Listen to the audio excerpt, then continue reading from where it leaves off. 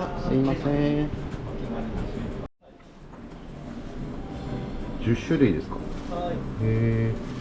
うわー、どれもじゃあ、と抹茶小豆食パンと、抹茶好きがはい、きなこ白あんと、徳島鳴門金時をお願いします。それと1本分、1本の食パンってあるんですかね。いろんな食パンがあります。こちらです。これになるんですかね。はい。国産小麦を使用したら、じゃあこれを一つ、4枚切り、4つ切りでお願いしていいですか。抹茶ときな粉と抹茶と鳴門金時でお願いします。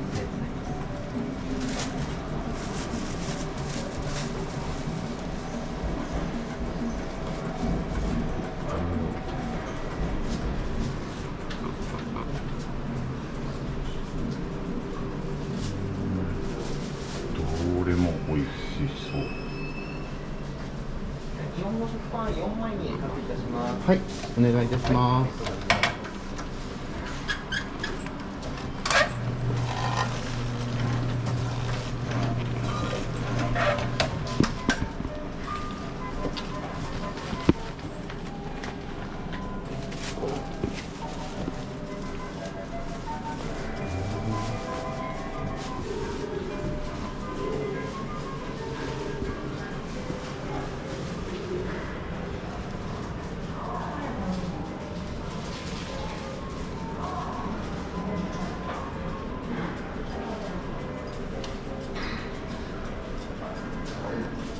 袋はお入れします。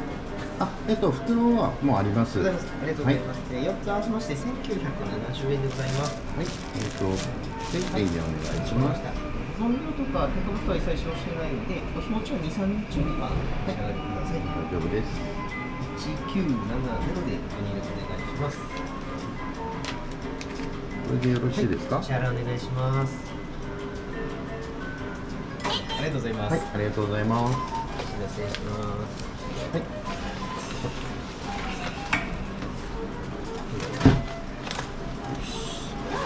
ありがとうございます。すいません。ありがとうございます。ありがとうございます。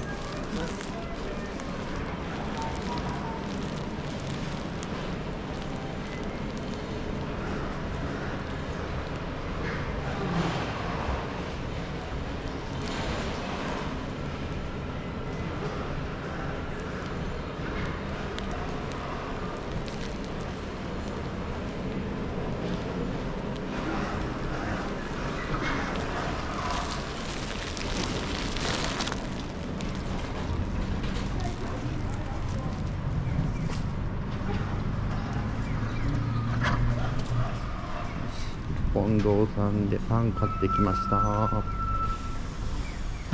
今日のパートさんアルバイトさんのお茶菓子になります。